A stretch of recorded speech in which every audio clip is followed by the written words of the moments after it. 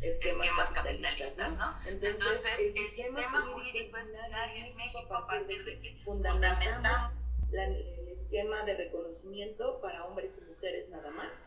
La transición igual es en un esquema binario, pero el resto de esquemas jurídicos para que la persona pueda acceder está supeditada necesariamente a un juicio, y los juicios en México pues muy caros, ¿no?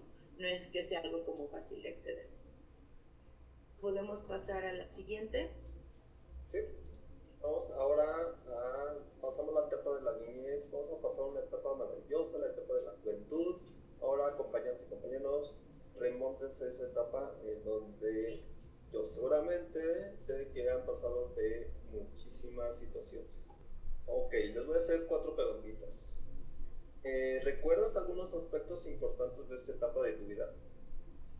¿Cuáles eran tus mayores influencias y de quiénes las adoptaste? ¿Tenías configurada ya tu personalidad o estabas en el proceso de hacerlo? Y finalmente, ¿qué le dirías a tu yo de la juventud si tuvieras esa oportunidad de hablar con él? Y me gustaría que en este momento también ustedes pudieran tomar la palabra para que nos pudieran compartir si quieren contestar alguna de estas preguntas, hacer este pequeño ejercicio. ¿Por qué? Porque nos va a dar pie al siguiente tema, que es la identidad de género. Entonces, su manita levantada o piden la palabra, o pueden abrir la cámara o el micrófono para saber quién quiere participar. Si no, yo digo quién participa.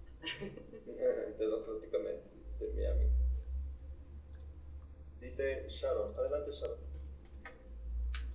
Hola, ¿qué tal? ¿Qué tal? Bueno, pues con respecto a estas preguntas, híjole, la verdad es que uno la va escuchando y yo recuerdo, y aquí pues estamos en confianza, ¿no? Yo recuerdo que en la juventud, como es una etapa en la que tienes mayor libertad para tomar tus decisiones, yo recuerdo, la verdad es que sí estaba rodeada de influencias en las que tenía que decidir si quedarme o no, o si realmente contar como redes de apoyo. En la prepa, pues vas conociendo gente, pero también vas conociendo nuevas conductas que te pueden favorecer o no, conductas de riesgo, ¿no? A lo mejor vicio, consumo de sustancias, y me acuerdo que justamente en esta etapa, casi yo me desbordé, pero sí, la verdad es que es muy importante, a pesar de que mis papás me dieron la confianza, sí es muy importante contar con una persona, con una autoridad a la que le puedas confiar todas tus cositas, todas tus redes de apoyo y también todas tus experiencias, ¿no? Porque justamente yo creo que lo que le diría a mí misma en esta etapa de juventud es que sepa elegir a mis amigos, ¿no? Saber elegir a tus redes de apoyo adecuadas, porque a pesar de que puedas tener un soporte de estas personas, quizá no puede que sea un soporte adecuado, ¿no? O bueno para ti. Entonces, sí, fue la etapa para mí de muchas conductas de riesgo, más con el consumo de sustancias. Entonces, pues a pesar de que tienes esa libertad para decidir, pues yo me libré de muchas cosas, ¿no? Teniendo justamente esa libertad para decidir, yo me libré de muchas cosas. Y bueno, que luego pasó algo grave, pero sí era una etapa de que quizás yo me hubiera dicho, ¿sabes qué? Observa a la gente, ten cuidado, tienes esa capacidad de decir, pero también de escoger, de elegir, ¿no? Entonces, bueno, iré a compartir eso. Muchas gracias, Sharon. Y ahorita que te estaba escuchando, se me vinieron a la mente 2 términos que en el consumo de sustancias activas se utilizaban mucho, y ustedes si tocan estos temas, yo creo que lo sabrán, este término: factores de protección y factores de riesgo. Estos factores de riesgo y protección varían muchísimo de los contextos culturales, económicos y sociales que vive la persona. Y ahorita me hiciste remontar precisamente a mi juventud. Gracias, Sharon, porque me remontaste a mi juventud, porque mi factor protector, ¿saben cuál fue? El mantenerme ocupado. Yo era una persona que a los 13 años ya tenía la necesidad de trabajar. Entonces, a partir de que yo estaba trabajando y estudiando desde los 13 años, pues yo no tenía tiempo ni para ir a consumir sustancias, o prefería invertirlo en otras cosas. Prefería invertirlo en ropa, prefería invertirlo en comida, prefería invertirlo en otras cosas. Entonces prácticamente no tenía dinero para consumir algún tipo de sustancia. Y créanme que ahora a mis 38 años de vida, llego a una fiesta, llego a una reunión, llego a cualquier lugar y les digo, es que yo no tomo. No, ¿cómo crees? ¿Es en serio? No, me estás engañando. ¿Cómo que no tomas? Digo, sí, es que no tomo, nunca he tomado. Me dice, ¿nunca? Digo, sí, nunca. Y es más, no sabría decirte qué es lo que sabe. Y ahorita esta etapa de mi vida, yo creo que ya ni la necesito. Entonces, no tengo ni siquiera curiosidad saber qué sabe o qué es lo que me va a provocar. Entonces, pues no, gracias. Y no me la creen. Y toda la gente aquí está alegría, lo sabe y me conoce y sabe que yo no consumo absolutamente. Pues ni rompope, así les digo, ni rompope, no me entran ni eso. Entonces, vamos, muchas gracias, Sharon. Por ejemplo, algo importante de lo que comentaba Sharon, rescato un poco, es el manejo que se tiene desde gobierno en torno a esos temas. Porque aquí, por ejemplo, en el tema del uso de sustancias, de las prácticas sexuales que ponen en riesgo a las personas, es que gobierno y las instituciones educativas, en el caso de las juventudes que están escolarizadas, abordan de una manera estigmatizada y criminalizante la perspectiva y la visión de cómo se puede trabajar estos temas. Y justo lo que decía Cristian, no estamos viendo factores de riesgo, sino lo estamos viendo desde los esquemas criminalizantes de drogadicciones, y las juventudes no deben de tener sexo. Entonces, si parten desde esa idea avejentada y adultocéntrica, vamos a estar poniendo una brecha de posibilidad de diálogo con la adolescencia y las juventudes, que además es como el simple hecho de recordar. Por eso es necesario recordar quiénes fuimos en nuestras adolescencias y qué vivimos. Yo mi adolescencia pasó en el 98, 99, hace muchos años. Y las adolescencias que yo ahorita estoy conociendo han cambiado diametralmente sus posturas en torno a las prácticas sexuales, al uso de sustancias y a la apertura a nombrarse e identificarse como LGBT.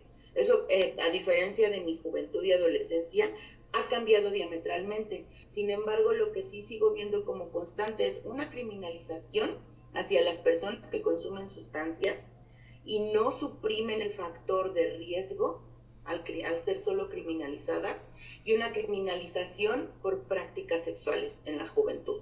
Entonces, aquí me parece que todavía hay una labor que ya se puede seguir haciendo como hincapié en este sentido. Adelante, Cristian. Ahora vamos a hablar un poquito de qué significa identidad de género. Recuerden, llamamos género, donde se ubica. Ahora vamos a hablar de la identidad de género. Y esto es muy importante. ¿Qué es la identidad de género? Es la vivencia interna, y esto es muy importante, individual del género. Es decir, que cada quien sabe, tal como cada persona se siente. La identidad de género nos hace referencia a que puede corresponder o no al sexo asignado al nacer. ¿Ok? Y también algo importante de la identidad de género es que incluye las vivencias personales del cuerpo. ¿Cómo podría o no involucrar la modificación de las apariencias o la funcionalidad corporal a través de tratamientos farmacológicos, quirúrgicos o de otra índole, siempre que la misma sea libre y escogida? Así es. Y por ejemplo, cuando hablamos en el esquema trans, y ahora vamos a comentarle más adelante la propuesta que tenemos de por qué hablar de 2 Ts y no de 3 Ts, es que las diferencias entre las Ts hablan más que nada de diferencias que desde el término médico y medicalizante se utilizaba para determinar quién era susceptible de hacer una reasignación en su identidad jurídica o de hacer una reasignación en su esquema corporal médico, ¿no? Entonces, eso siempre lo definían otras personas a partir de test psicológicos y psiquiátricos, cuando la identidad de género es una vivencia interna y personal, y es cómo nosotras, nosotros o nosotres nos percibimos y cómo vamos a estar a gusto con esa percepción, porque lo importante es que estemos a gusto con esa percepción. Y aquí viene mucho a colación lo que se retomaba previamente en torno a la socialización del género. A las mujeres, por ejemplo, se nos pide desde niñas cumplir con ciertos parámetros en torno a la socialización del género. Sin embargo, en mi caso personal, esos parámetros no cumplen con mi expectativa de cómo yo me siento a gusto para verme. Por ejemplo, el tema de la permanente exigencia de que las mujeres no seamos peludas, de que las mujeres siempre tengamos que estarnos depilando. Y esto tiene que ver con una noción social que nos han dicho todo el tiempo a través de los comerciales, de los comentarios, de las vivencias que se tienen con las parejas o otro tipo de relaciones, pero que no necesariamente tienen que responder a mi necesidad o a mi deseo de vivir mi género, y también vamos a ver lo que es la expresión de género. O sea, mi género, mi identidad de género es ser. Y ahora acuérdense, la identidad de género tiene 3 catalogaciones, pero para el esquema jurídico ahora reconocidas existen 2, es ser hombre o es ser mujer. Entonces, la identidad de género se vive a través de ser hombre, mujer, y la tercera opción sería persona no binaria o algún espectro que salga de ser no binario. Y acá tenemos de qué hablamos cuando hablamos de esos espectros que salen de lo cisgénerico. ¿Se acuerdan que habíamos hablado ayer de quién era una persona cisgénerica? Cis es igual y género es género. Entonces, la persona cisgénerica es aquella que se identifica con el género y con el sexo que se le asignó al nacer.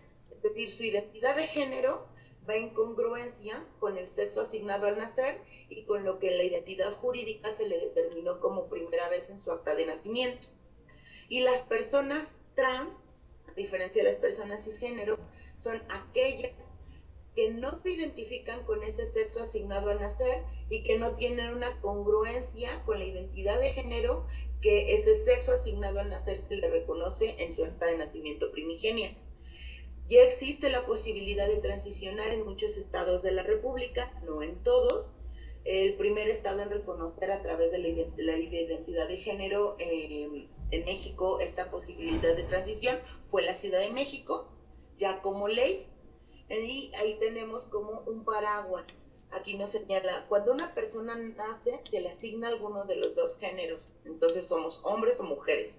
Y esto recuérdenlo porque eso es lo que debemos de estar colocando en nuestros registros administrativos. Pero esto es algo violento para quienes no se asumen o se viven desde esta identidad de género asignada a partir de un sexo asignado al nacer. Y para eso existe la posibilidad de transicionar. Y estas transiciones en el esquema jurídico solo nos lo permiten en una noción binaria, pero no significa que sean las únicas transiciones posibles de hacer. En el esquema jurídico sí, y es la identidad jurídica que se nos reconoce, hombre o mujer, pero existen otras identidades de género que no son reconocidas en el esquema jurídico al ser binario, y para eso hablamos de personas no binarias. Lo binario es hombre o mujer, y lo no binario es lo que sale de ser hombre o mujer. Entonces, cuando hablamos de un paraguas trans, tenemos en una esquina o en un espacio del espectro a lo binario, al ser hombre o mujer, y tenemos en ese paraguas trans a lo no binario que tiene en sus adentros, en sus espectros, o muchísimas otras identidades como el género fluido, el gender queer, las personas, es que ahí están muy pequeñas, el agénero, trigénero y otras cual, Maverick, neutros, entre otras. Ustedes se dirán, hay tantos términos, tantos conceptos, y estos son muy modernos. No, de hecho siempre han existido. Si les digo cuándo fue el registro de una persona transgénero, se van a sorprender. 300 antes de Cristo. Entonces siempre han existido las personas trans. Que ahora se le dé nombre es diferente. Porque lo recuerden, lo que no se nombra no existe.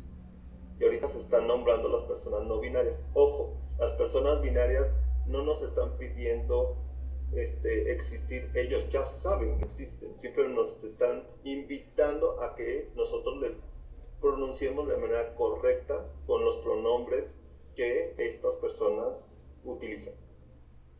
Exacto, lo que se está exigiendo es que se les reconozca la posibilidad de existencia. Entonces, por ejemplo, aquí traigo a colación un libro que también nos gusta mucho estar recitando y utilizando, de Chimamanda Adichie, que se llama El peligro de la historia única. ¿Por qué no sabemos que desde el año 300 hay un reconocimiento de una persona trans? ¿Por qué, por ejemplo, no sabemos, hay personas trans en la historia de México? Mariano Matamoros es un hombre trans. ¿Y por qué no se le nombra como tal y no se le ha reconocido? Porque la historia la escribe quien gana. ¿Y quién es quien gana? ¿Se acuerdan de que habíamos hablado? El hombre blanco patriarcal. Ellos son quienes tienen esa posibilidad de escribir la historia oficial, pero hay otras historias detrás de la historia oficial. El feminismo lo que hace es que nos da herramientas para poder investigar y discernir de esa historia, cuestionarla y reescribirla a manera de visibilizar los procesos que el patriarcado ha invisibilizado. Y así como se exige que se visibilicen a las mujeres en el lenguaje, también las personas no binarias están exigiendo que se les visibilice y que se les respete su derecho a la existencia. Y esto nos lleva a la noción de la salvaguarda de la dignidad humana como base fundamental de los derechos humanos. Entonces, cuando hablamos de identidad de género, de nuevo regresamos a nuestra vivencia interna y personalísima de quiénes somos nosotras, nosotros o nosotras. Vi un comentario, así Chimamanda Adichie.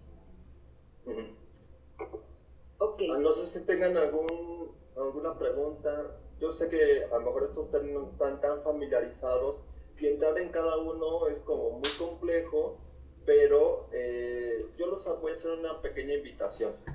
No vean como una triada eso. A veces las personas caen en este error de ver hombre, mujer y persona no binaria exactamente en la mitad, entre hombre y mujer. No, las personas no binarias, hay una infinidad de formas de ser persona no binaria. No siempre son las personas que se encuentran a la mitad de estos espectros de los cajones de hombre y mujer, sino hay una infinidad que puede pertenecer a un género o definitivamente no tener género. Como vimos en el video de ayer, ¿recuerdan? Que una de las chicas incluso lo mencionó. Después de tanto pensar, de tanto sentirme, y esto es muy importante porque ella fue la que identificó esto. Al principio se identificaba como hombre, después se identificaba como persona no binaria, y al final, después de tanto repensar, dijo, pues yo soy una persona agénero. Es decir, ¿qué significa género? Simplemente que no tengo un género. Ni soy hombre, ni soy mujer, ni soy persona de otro género. No me pongan una etiqueta, simplemente no tengo género. Y esto es válido, porque recuerdan, es una percepción autónoma. ¿Y para qué? Y otra cosa importante en el sentido de nuestra labor como personas servidoras públicas, de todo esto, ¿qué es lo que tenemos que retomar para nuestra operación en los registros administrativos? No se vale poner sexo, porque recuerden que el sexo nos remite a la noción de macho o hembra de la especie humana. No se vale poner como opciones femenino y masculino. Opciones de respuesta masculino-femenino. Se pone género, porque es lo reconocido jurídicamente en un acta de nacimiento. Y el género tiene 3 posibles respuestas. Lo jurídico reconocido es hombre, no es masculino. Es mujer, no es femenino, porque es género, hombre, mujer. Y si queremos poner una tercera para el reconocimiento, podemos poner otra. Pero esta otra no nos tiene que servir para invisibilizar la vivencia de una persona transbinaria. Es decir, si un hombre es trans, es hombre. Si una mujer es trans y se marcan las casillas hombre o Si una persona no binaria y en nuestro registro administrativo que estamos atendiendo a personas no binarias, ponemos la tercera opción, incluso podemos poner un asterisco de explicación de para qué es esa tercera opción. No es para invisibilizar la identidad de género de las personas trans binarias, sino para reconocer la posibilidad de otros géneros que no están reconocidos en lo jurídico. Entonces, en sus registros administrativos no pongan sexo ni pongan masculino o femenino. Es género, hombre, mujer y otro. Y pasamos ahora sí. ¿Hay alguna duda en este tema en torno a lo que se pone en sus registros? Aquí es importante también reconocer en el tenor trans de qué es lo que queremos nombrar o qué es lo que queremos analizar, estudiar o mostrar en nuestros registros administrativos. ¿Para qué nos sirve saber que una persona es trans? Pues a menos que sea un esquema médico o a menos que nuestro registro administrativo vaya a ser utilizado con fines estadísticos, y eso se puede poner también como leyenda para salvaguardar el tema de privacidad. Solo así se puede establecer esta suposición de reconocer que es una persona trans para registros administrativos o por una necesidad de atención médica, nada más. De ahí en fuera es invisibilizar la identidad de género de la persona. Y ahora, ¿de qué hablamos cuando hablamos de las 3 T's? ¿Y por qué les tenemos una propuesta de suprimir una T? Pues la primer T nos habla. ¿Se acuerdan que el acrónimo está dividido en LGB? LGB habla de orientaciones sexuales y luego vienen 3 T's. Las 3 T's hablan 2 de identidad de género y una habla de expresión de género. Transexual y transgénero nos hablan de la identidad de género de las personas, y transgénero, aquí viene la definición. ¿La podrías leer, Cristi? Porque creo que no voy a alcanzar a leer. Estás en silencio.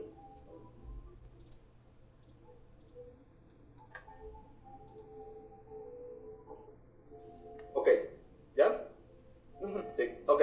Las personas transgénero se sienten y se conciben a sí mismas como pertenecientes al género opuesto al que social y culturalmente se le asignó al momento de nacer, y quienes por lo general solo adoptan por una reasignación hormonal, sin llegar a la intervención quirúrgica. Esto es muy importante, sin llegar a la intervención quirúrgica de los órganos pélvicos sexuales internos y externos, para adecuar su apariencia física y corporeidad a su realidad psíquica, espiritual y social.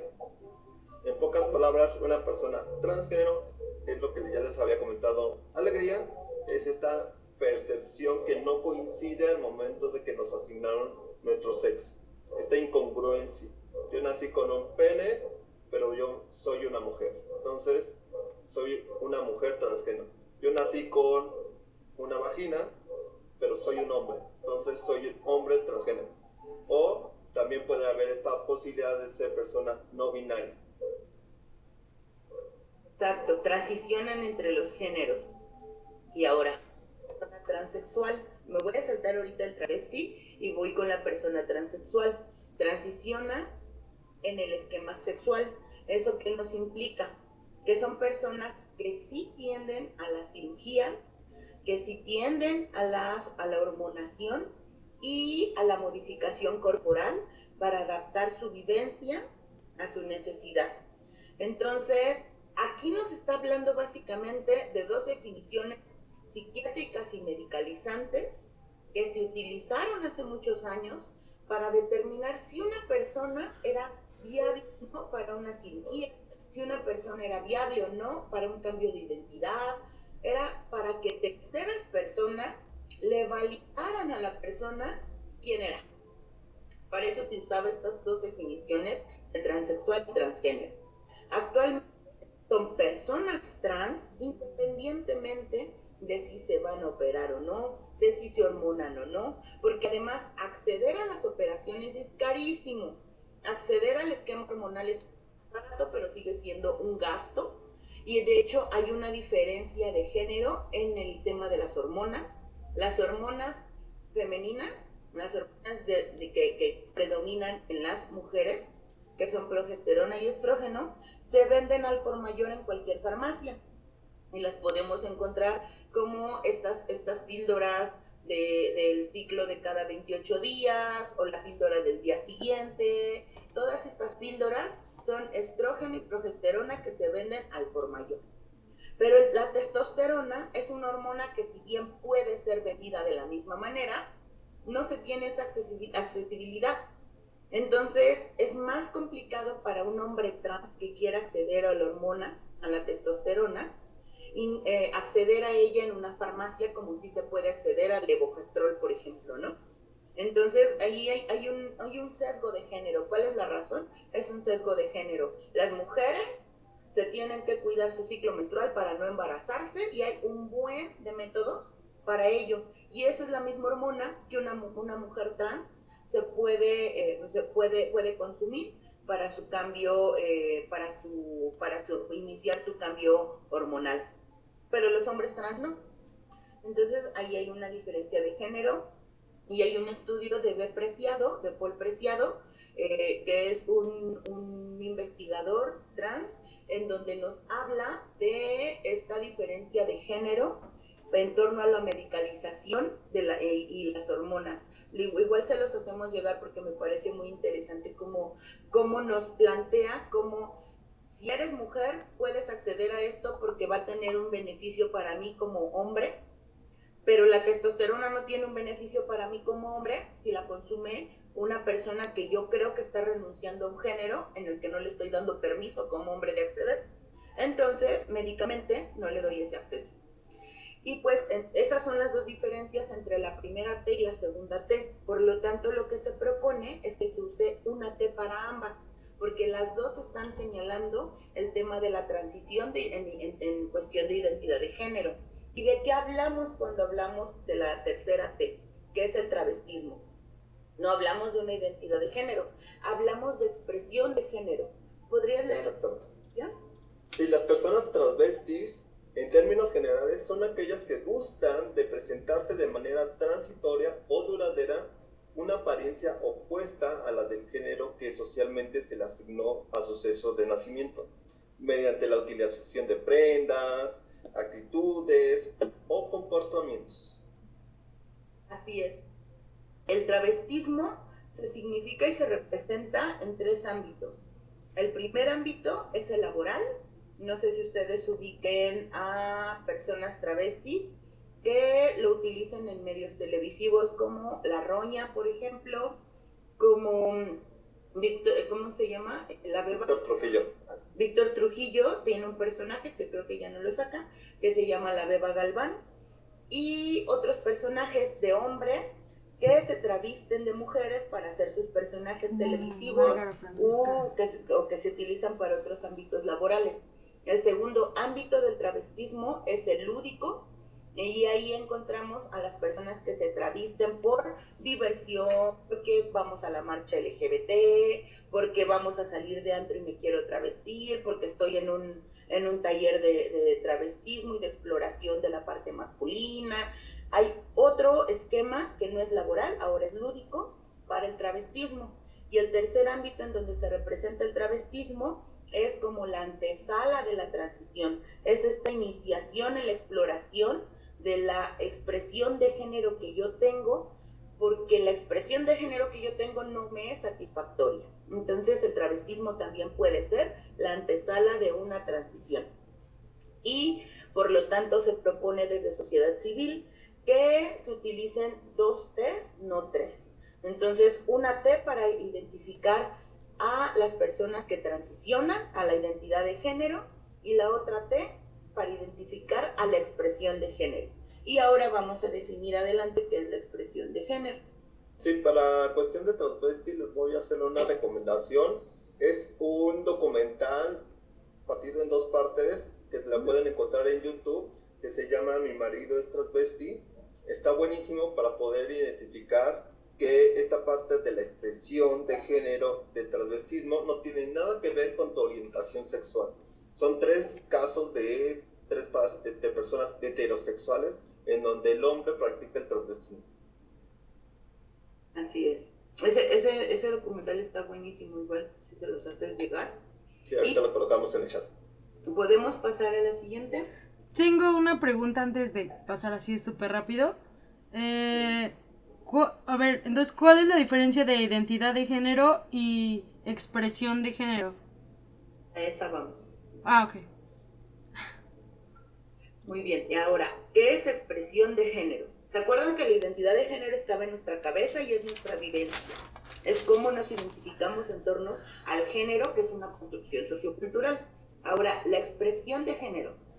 Michel Foucault tiene un escrito que se llama Utopías y Heterotopías y el cuerpo utópico. ¿De qué nos está hablando? De que todas las mañanas, cuando nos levantamos y nos disponemos a salir al trabajo, nos paramos frente a un espejo generalmente y empezamos a ver cómo nos gusta la ceja, a ver cómo nos gusta el peinado, si la ropa que utilizamos nos queda este día. Eso es un performance, o Michel Foucault lo llama un performance, de quiénes somos cada día para presentarnos ante la sociedad. Y eso es la expresión de género, es la manifestación del género de cada persona. El género es interno y es nuestra vivencia, pero ¿cómo expresamos esa vivencia? A través de la expresión de género. Y se acuerdan que les había dicho que no podemos usar masculino y femenino como respuestas en nuestros registros administrativos, es porque lo masculino y lo femenino son expresiones de género. Entonces, yo soy una mujer masculina, a veces no soy tan masculina, pero tiendo a no ser femenina, pero soy mujer. Y por eso cuando a mí me ponen en un registro administrativo sexo, masculino, femenino, no, pues nada que ver, porque esto era la noción de macho y hembra de la especie humana. Y masculino y femenino remite a mi expresión de género. Entonces, si ese día yo voy masculina, yo tacho el masculino y van a tener mal su registro administrativo. Y bueno, ¿a qué es lo masculino y qué es lo femenino? Independientemente del sexo que se nos asigna al nacer, de nuestra identidad de género y nuestra orientación sexual, las personas tenemos expresión de género. Y esa expresión de género, por ejemplo, yo tengo a una amistad, una amiga que es mujer, que es heterosexual y que es masculina, ama ser masculina. Pero al ser heterosexual se encuentra con un sinfín de problemas y de discriminaciones para poder relacionarse con los hombres de quienes ella gusta. Porque dice, bueno, entonces yo tendría que dejar de ser masculina para que me puedan hacer más caso que me gusta. O sea, tendría que dejar de lado mi expresión de género porque socialmente se asocia el ser masculina a ser lesbiana. Ahí están los problemas de las concepciones preestablecidas socialmente en torno al género. Como expresión de género hay una limitante que nos dice que las mujeres debemos de ser femeninas y los hombres deben de ser masculinos. Pero eso pues nos lo dijeron de chiquitas y chiquitos. Pero nuestra vivencia no necesariamente se tiene que adaptar a esos parámetros y tenemos la posibilidad de irlos cambiando. Ahí entra otro sistema de opresión. Ayer señalábamos el luquismo y la discriminación por apariencia. Y eso es importante recalcarlo porque en el ámbito laboral muchas veces es donde se profundizan estas discriminaciones por apariencia. En el ámbito educativo, de repente hay como más posibilidad en la adolescencia, juventud, de jugar con la apariencia y es donde justo la expresión del género va expresándose y va construyéndose y va significando de manera más profunda nuestra identidad de género. Por eso muchas personas adolescentes, menores de edad, intencionan su primer cambio de identidad de género porque ya entienden que no son del género al que se les asumieron.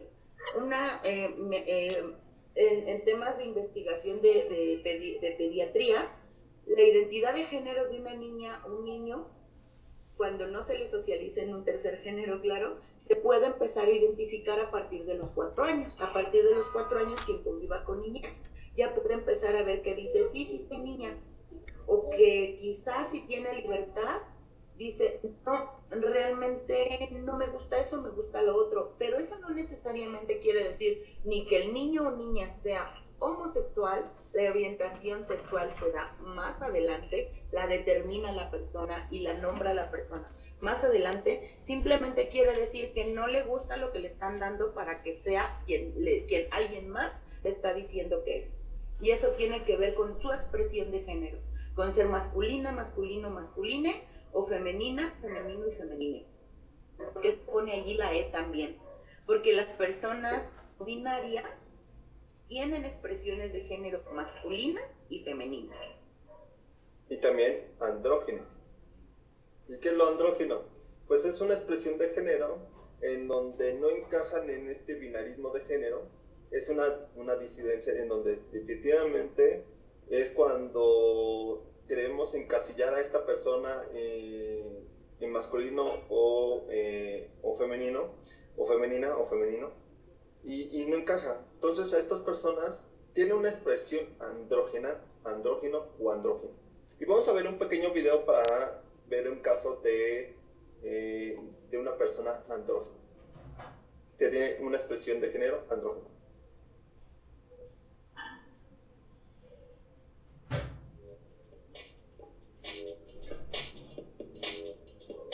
Es una de las caras más reconocibles y controvertidas en el mundo de la moda. Él se llama Andrej Pejic y desfila sobre la pasarela como hombre o como mujer. Tiene 20 años y vivió su infancia en un campo de refugiados serbio hasta que su familia se trasladó a Australia. Fue descubierto mientras trabajaba en un McDonald's. Su valedor es el fotógrafo francés Sébastien Mick, cuya cámara ha mostrado a muchos modelos transgresores. Definitivamente Andrej tiene algo que tienen los supermodelos, sabe posar frente a la cámara, es algo natural para él, tiene un talento evidente, es obvio. Su belleza andrógina marca las tendencias y la industria de la moda no duda de sus virtudes. En la moda siempre estamos realmente hambrientos de algo nuevo, y eso es algo que Andrej tiene más que nadie. Ha habido increíbles modelos femeninas que han entusiasmado a la gente, pero queremos algo nuevo, y Andrej lo es. Cualquiera quiere hacer una historia sobre Andrej, tener una entrevista con Andrej, todas las marcas quieren vestir a Andrej, todos quieren tener algo de él.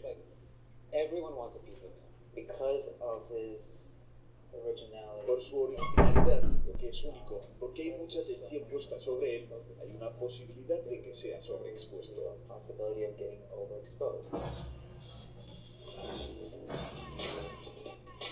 Para Andrej la vida va más allá de su cuerpo. Se declara un voraz lector de León Trotsky, algo llamativo para un joven acostumbrado a los grandes focos. Me siento bien con cómo soy, creo que soy afortunado en ese sentido. No siento la necesidad de que tenga que cambiar mucho, no sé. Quizás si tuviera unos músculos grandes, más pelo o una barba no me encontraría tan bien. Así es como soy.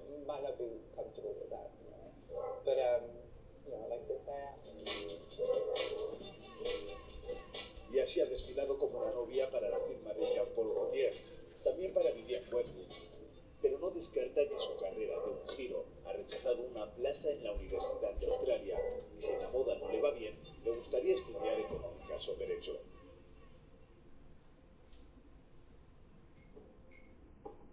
Ok, compañeras y compañeros, ¿hay alguna pregunta con respecto a lo de expresión de género? ¿Sharon? Sí, gracias. Tiene que ver más con el uso de la E, por ejemplo.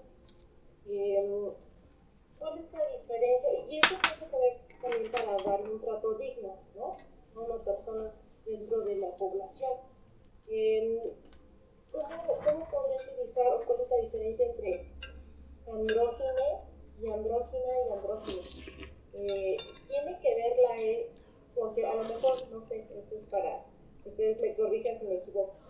El uso de la E, por ejemplo, en el andrógine es en caso de que yo sepa que esa persona tiene una orientación sexual igual a su sexo de nacer,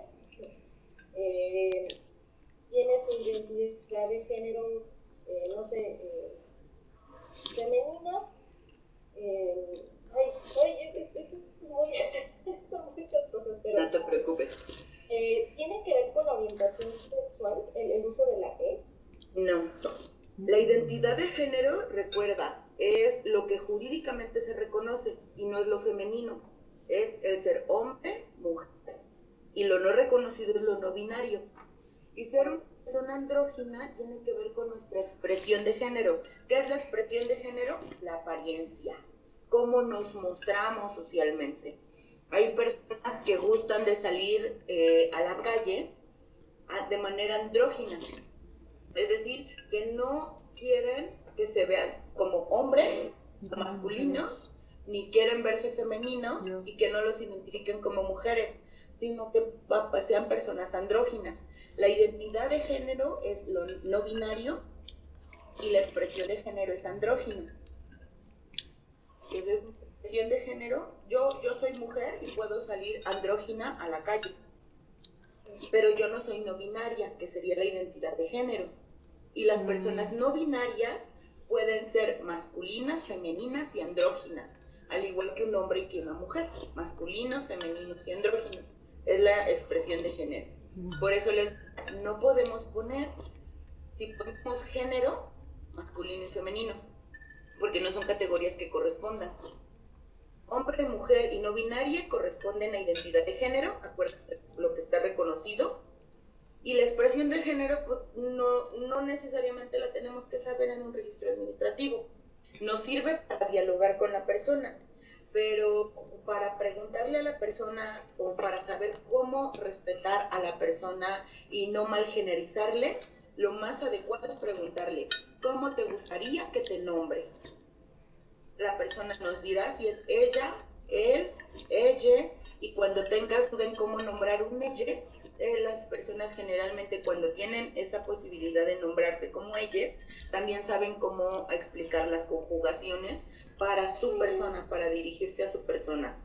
Entonces, acuérdense, no podemos poner sexo porque son machos hembras, género es lo adecuado y expresión de género es nuestra apariencia. Y eso pues, no nos sirve tener en un registro administrativo. ¿Queda un poco más claro? De hecho, los conceptos sí los tengo claros, pero más bien era con, por ejemplo, yo, ¿no? Yo cómo podría utilizar la E para mí, por ejemplo, ¿no? ¿Cuál es la diferencia de que yo utilice la A como andrógina al andrógino? Por ejemplo, si hablas de una persona, la persona es andrógina. Si hablas de un hombre y la persona te dice, pues es que soy hombre, porque si eres hombre, soy andrógino. Y si hablas de una mujer y la persona te dice que es mujer andrógina o persona binaria, es andrógine. Y eso depende de cómo la persona te lo diga. O sea, la E es la posibilidad de visibilizar en el lenguaje a las personas no binarias, pero también por ello su identidad de género corresponde a una expresión de género específica. Y en ese sentido se usa la E. La E viene, sobre todo el uso de los pronombres, viene del lenguaje del inglés. Porque en el inglés el lenguaje no está dividido en géneros como en el español. En el español tenemos la complicación un poquito más interesante de que no solo son los pronombres, sino también es el lenguaje entero el que está dividido. Oye, espera.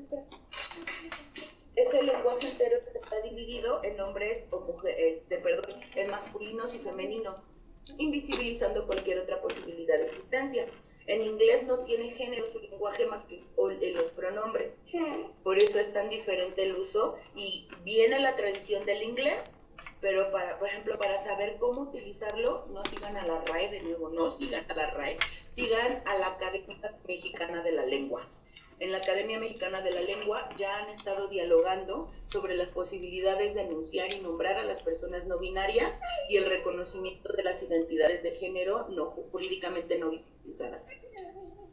Sí, y otra recomendación, Sharon, y también a todas las compañeras y compañeros, desprendámonos un poquito de estos sistemas de opresión, de la cisnormatividad, de la heteronormatividad, que nos dicen que todo debe ser lineal, que todo debe ser así como un tubo, que así literal estamos marcados desde las características sexuales y que tiene que ser así. Entonces, si las vemos de manera independiente, si vemos independiente la identidad, vemos independiente la expresión y vemos independientemente la orientación sexual, podemos hacer una conjugación bastante diversa y bastante vasta que ustedes se sorprenderían.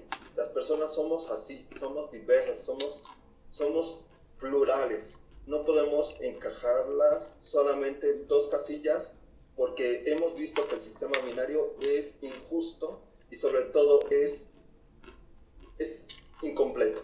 No nos da una visión general, como dice Chimamanda Adichie, de la historia completa de lo que en realidad podemos vivir y podernos expresar. Y en torno a lo que comentabas de la orientación sexual es un tema muy aparte, lo que les decía hace rato. Mi amiga es una mujer heterosexual, pero es masculina, su expresión de género es masculina, y eso le limita la posibilidad de relacionarse sexoafectivamente con hombres, porque la miran como masculina y la asocian a un esquema lésbico, cuando ella es heterosexual. Entonces, para eso es necesario siempre separarlos como conceptos y entender que una persona está constituida por todos estos conceptos. No sé si haya quedado un poco más claro. No te lo volvió un mayor. Te volví mal. Muchas gracias. Muchas gracias a los dos. No se preocupe, yo sé que cuesta un poquito de trabajo, pero conforme se vayan socializando, créanme que nos cuesta algo trabajo, ¿saben por qué? Precisamente como vivimos estos sistemas de opresión y los hemos estudiado, ahora sí que no es una mala palabra, lo hemos mamado desde pequeños, de pequeñas. Es muy difícil desprendernos con estas ideologías que siempre nos atacan desde los medios de comunicación, desde las mismas creencias e ideologías que nos han transmitido de generación en generación. Entonces es muy complicado ver otras visiones panorámicas con respecto a estos temas de diversidad sexual. Pero una vez ya entendido, pues créanme que te quitas un gran peso. Y te lo digo de manera personal porque yo también era muy binario y hasta hace pocos años yo no sabía ni entendía con respecto a nada de esto. Entonces, y vean, yo pertenezco a parte de la diversidad sexual y no sabía absolutamente nada. Y hay mucha gente así. Pertenecer parte o ser parte de la diversidad sexual no te hace y no te involucra que tengas en automático todos estos conocimientos, ¿no? Obviamente es decisión propia de poderse involucrar poco a poco. Muy bien, y ahora vamos con el tema de los mandatos sociales. ¿Y estos de qué manera repercuten en esta noción de respeto de derechos humanos?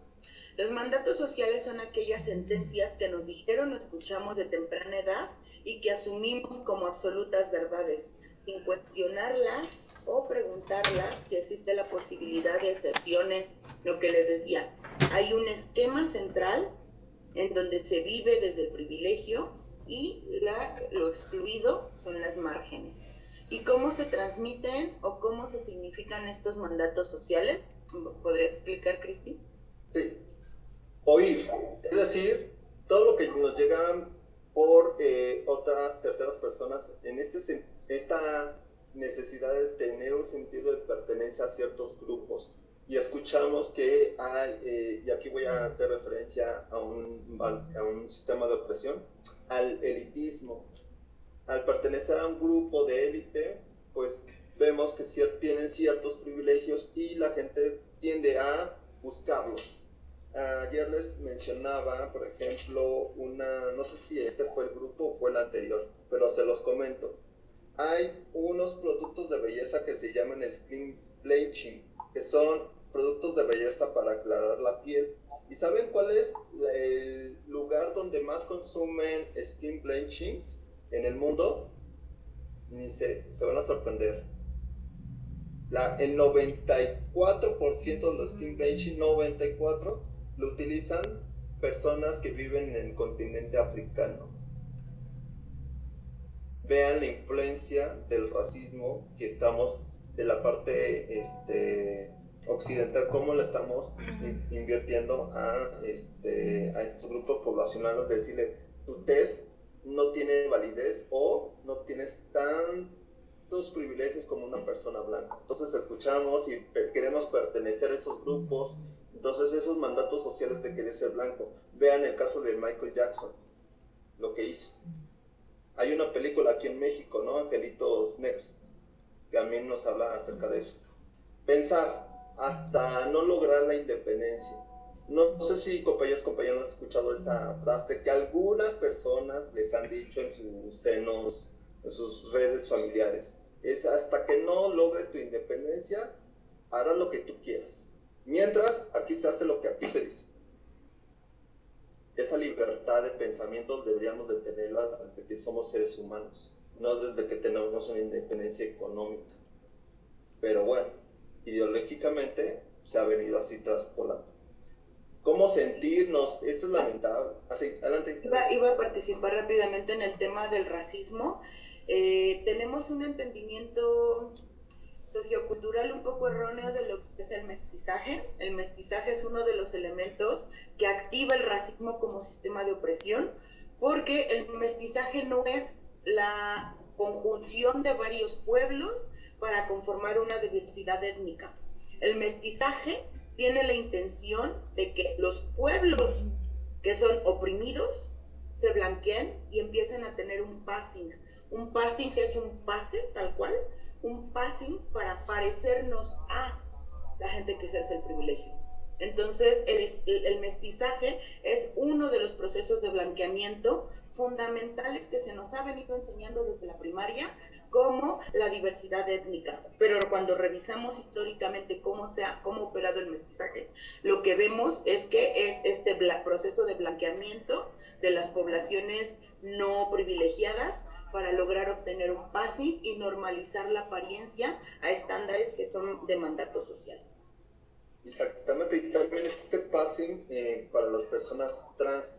Hay unas frases bastante violentas en donde dicen: si pasas como mujer, ni me había dado cuenta de que eres hombre, o ni me había dado cuenta de que eres hombre, sí pasas como hombre. Entonces ese passing también se puede pasar al término, a los conceptos, de las personas trans. Entonces este passing es bastante violento, de que una persona les diga que sí es mujer, porque aparentemente sí entra dentro de estas características sociales que determinamos que si no tiene estas cualidades o estas características físicas, no es mujer o no es hombre. ¿Okay? Ahí una pregunta interesante que les dejo de tarea. ¿Qué sentir? Nos moldean, los mandatos sociales nos moldean con nuestros sentimientos, lamentablemente. ¿Qué sí y cuáles no? ¿A poco no? Eres niño, tienes pene, no llores. Tienes de aguantarte, eres varón. Eres niña, déjala. Y deja que llores, deja que exprese sus sentimientos, porque así somos las mujeres, somos bien sentimentales. Pero no violentas y no agresivas. Exactamente. Pues no, o sea, la realidad es que las personas somos y tenemos que expresar nuestras emociones y sentimientos. Ver y observar, ¿dónde encuentras tus fuentes de información? Esto es muy importante, ¿de dónde vienen? Hay que cuestionarnos, compañeros, cuestionarnos absolutamente de dónde vienen y sobre todo comparar esas fuentes, es decir, el por qué estamos hablando y si nos pertenecen, y si nos pertenecen nuestros pensamientos o están moldeados por las influencias que hemos vivido y hemos alimentado con el paso del tiempo. Esa es otra de las preguntas que quisiera decirles. Y finalmente, decir y hablar, el lenguaje es el más apto. ¿Cuál es el lenguaje más apto? Pues el que culturalmente nos han dicho, el deber ser. ¿Y qué es el deber ser? Es que en ciertos lugares, en ciertos espacios, se deben de omitir ciertas palabras, se deben de omitir ciertos protocolos, etcétera, etcétera. Pero si se rompen esos protocolos, ¿hay algún problema? ¿Hay algún impedimento? Por ejemplo, nuestra lengua es tan rica y tan vasta que en otros lugares puede incluso ser un insulto o viceversa. Hay algunos lugares en donde si nosotros decimos una palabra tan sencilla como decir concha, por ejemplo en Argentina, es un insulto y no lo sabíamos hasta que lo decimos en ese contexto, ¿no? Entonces ahí también. y la expresión nos hace referencia a cómo debemos mostrarnos ante la sociedad. El performance, como decía Michel Foucault, cómo debemos de utilizar, qué accesorios utilizar y cuáles no. Comúnmente yo quiero compartirles que a mí, cuando las primeras veces que yo fui a una estación de radio por internet, ojo, esto es muy importante, por internet, y que me invitaban para hablar acerca de un tema y me vieron mi arete, vean mi arete, está un poquito grande y como raro, está muy, o sea, no, sí se ve a grandes distancias. Me dijeron que si me lo podía quitar durante la entrevista. Vean, el deber ser. Entonces, si tengo un arete, voy a hablar de diferente manera, me van a tomar de diferente manera, ya no va a tener el mismo valor. Ok, y finalmente, la profesión y a qué te vas a dedicar el resto de tu vida. Y ese es uno de los grandes mandatos sociales, ¿no? Esas expectativas que a veces te depositan y tú a lo mejor no quieres eso, lo que te invierten. A mí estaba muy influenciado para que me dedicara a ser contador y ya, pues yo les hice caso, me metí, hice un examen para ser contador. Después de un año me di cuenta que no quería ser contador. Pero después de un año de haber invertido tiempo, esfuerzo y dinero, y precisamente por ese mandato social que me dijeron, es que ser contador es la carrera del año, vas a ganar mucho dinero, ahí voy, siendo contador, y pues dije, no, ahora me voy a dedicar a lo que yo quiero, y me dediqué a ser trabajador social, y no me arrepiento, tengo mi bandera bien tatuada, y muy orgulloso de ser trabajador social. Pues como vemos, todos estos mandatos sociales justo nos funcionan desde una noción patriarcal capitalista para seguir reproduciendo los mecanismos bajo los cuales sigue operando este sistema que es exclusionista, discriminador, opresor. Entonces es importante lograr cuestionar estos mandatos, sobre todo es cuando trabajamos desde gobierno y que hemos estado revisando que lo jurídico todavía no ha llegado a tener esta evolución real de reconocimiento de la dignidad de toda la humanidad. Tenemos que adoptar ciertas medidas para, por ejemplo, a diferencia del compañero del registro civil que besó el Código Civil y dijo que él nunca iba a registrar a los hijos de lesbianas hasta que no les cambiaran el código y lo besó, pues justo él no está cuestionando. Sin embargo, sí está limitando el derecho a la conformación familiar de una pareja por su orientación sexual, y esto es discriminación. Obviamente le metieron una queja por discriminación, pero pues ya los niveles de poder que se manejan también al interior del registro civil son bien distintos, ¿no? Compañeros, vamos a hacer un ejercicio, por favor. En este momento espero que todos lo puedan realizar en el lugar donde se encuentren. ¿Y qué vamos a hacer? Un ejercicio bastante sencillo. Vamos a tener en nuestras manos libres para que vamos a utilizar las dos manos, por favor. Vamos a ponerlas enfrente de nosotros sin nada. Y cada vez que yo mencione una frase y esta a su vez ustedes digan, sí, yo me identifico con esa frase, ustedes van a bajar 2 dedos. Y cada vez que sea afirmativa esta frase, van a ir bajando de 2 en 2, ¿ok? La primera frase es la siguiente. Tus familiares eligieron tu vestimenta dando argumentos de lo positivo de ellas. Bajamos 2 puntos, 2 deditos, si es que sí. Hubo restricciones en la modificación de tu propio cuerpo, cabello o con alguna perforación. Si es así, bajamos otros 2 deditos. Corrigieron tu modo de hablar al considerarlo inadecuado, siendo que tú no lo veías de esta manera. Bajas otros 2 deditos. Te suspendieron, ojo, los derechos no se quitan, se suspenden. Suspendieron tus derechos o privilegios a no acatar las normas. Te bajan otros 2 deditos. Y finalmente, tus familiares hablaron mal de alguna persona o amistad que hayan conocido. Y finalmente bajan otros 2. Y nos gustaría preguntarles, ¿con cuántos quedaron arriba? ¿Con cuántos dedos quedaron arriba? Yo quiero compartirles que yo bajé todos. Yo bajé todos, o sea, literal, yo me identifico con las 5 frases. Alguien que nos quisiera compartir con cuántos se quedaron, con 2, con 4, con 6, con 8, con los 10 arriba. Shannon nos dice que 2. ¿Te quedas con 2? Ok, Shannon, muy bien. ¿Alguien más que se haya quedado con más de 2? Que nos quisiera compartir con cuántos se quedaron arriba. ¿Por qué hacemos este ejercicio? Con la sencilla razón de que vean que los mandatos sociales, aunque tengamos la edad que tengamos, nos siguen permeando y nos siguen marcando muchísimo.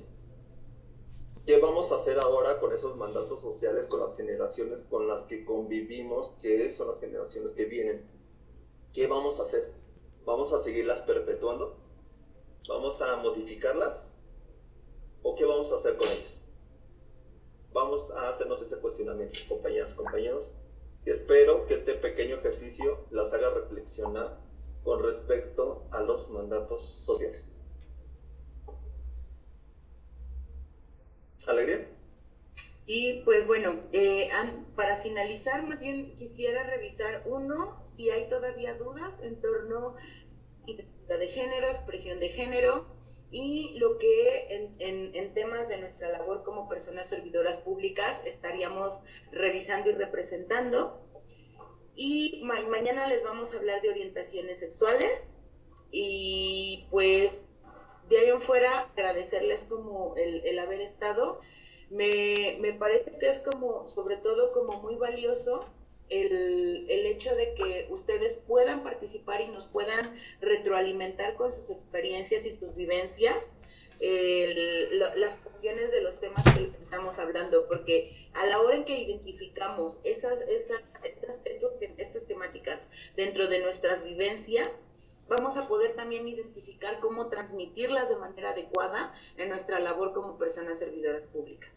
Por ello, apelamos también al cuestionamiento personal y a la reflexión en torno a los contextos que vivimos, porque además sabemos y somos conscientes que el contexto que vivimos en Ciudad de México es súper distinto al del Estado de México, al de Yucatán, al de Baja California.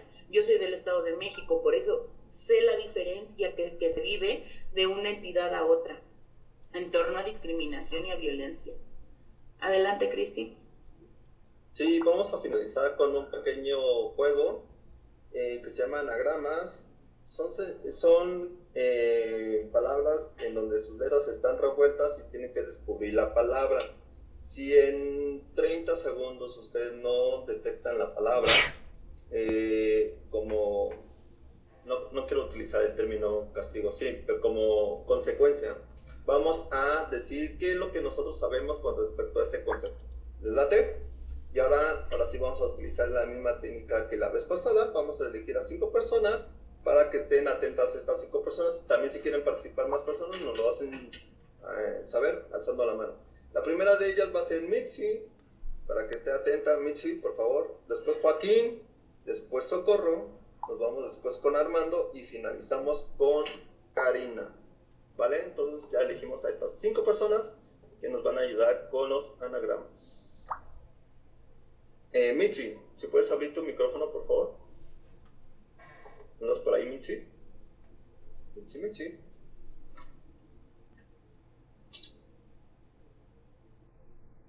Bueno, dejamos ahorita a Mitzi. ¿Así estás? Mi teléfono se traba, sí. ¿Qué pasó? Sí, vamos a jugar a un anagrama, Mitzi.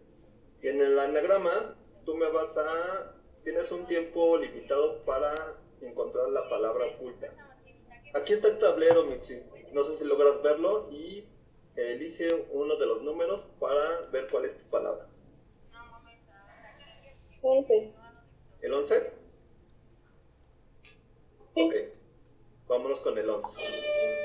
Tu palabra es Dronagoni, que se forma a partir de Yo sé. Dronagoni. Andrea, ¿puedes ayudarle? Andrógino. A ver, vamos a ver. Andrógino. andrógino.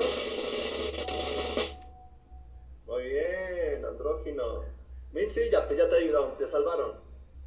Andrógino, gracias Mitzi. Andrógino es una expresión de género. ¿Ok? Recordemos nada más eso, expresión de género. Y recuerden el videíto, nada más que les compartimos. Ahora vámonos con Joaquín. Gracias, Andrea, también por ayudar. ¿Joaquín? Hola, hola. Sí. Hola, ¿qué tal, Joaquín? Las preguntas que todavía quedan son estas. ¿Qué número quieres? La 9. Vámonos con la 9. Tu palabra es planiesa. Planiesa. Lesbiana. ¿Cuál? Lesbiana. Lesbiana. A ver, vamos a ver.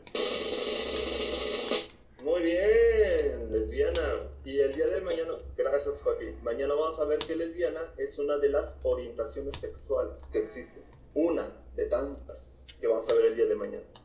¿Ok? Ahora vámonos con Socorro. Hola Socorro, ¿qué tal? Hola, buenas tardes. Buenas tardes, Socorro. Quedan estas preguntas. ¿Qué número te late? ¿Cuál te gusta? La 18. Vámonos con la 18. Tu palabra es choma. Macho. Choma. Ok, creo que es ¿Macho? Sí. Muy bien, macho. Y macho hace referencia a las características sexuales de la especie humana que nace con pene. ¿Ok? Macho. Hay que distinguir muy bien los términos. Muchas gracias, Socorro. Ahora vámonos con Armando. Hola. Hola, ¿qué tal, Armando? El número 17. Vámonos con el número 17. Y tu letras son más GBTL. LGBT más. LGBT más. Vamos a ver. LGBT más. Muy bien. Y es el acrónimo, ¿verdad? Que precisamente mañana vamos a hablar un poquito más del acrónimo. No se pierdan la sesión del día de mañana. Muchísimas gracias, Armando. Ahora vámonos con Karina.